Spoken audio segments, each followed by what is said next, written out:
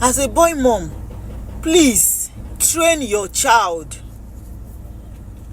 Mentality tani, the African mentality we have, and maybe they made us believe, is that we do not need to train boys' child the way we train girls' child, which is very, very wrong.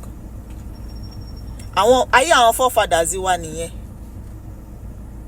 Ẹ jọ̀ọ́, because all these young men wanting the nuisance in society.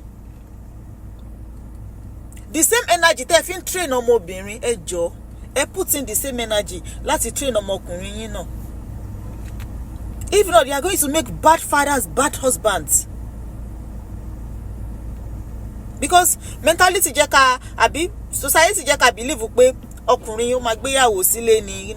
You need to train your boy. And know this, tẹ́ bá ti fail láti train ọmọ yín, training bẹ̀rẹ̀ láti day 0 tẹ́ ti bí ọmọ báyìí. I mean maybe the first day tó ṣá ti bí ọmọ báyìí wọ age 7 years. Nǹkan tó bá ti impact orí ọmọ, inú ọmọ, lọ́mọ yín máa lò lọ. It's only take God's intervention for that child to change.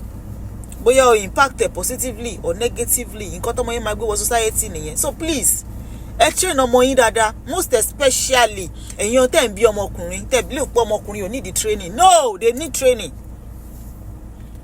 They need training because a lot of stories starting dancing. Àwọn ọmọkùnrin yín wọ́n influence àwọn wives tó ń fẹ́ badly.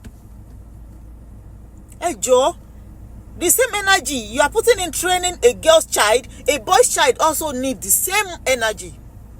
Ẹ má máa wà gender biased tó bá ti dọ̀rọ̀ mọ́.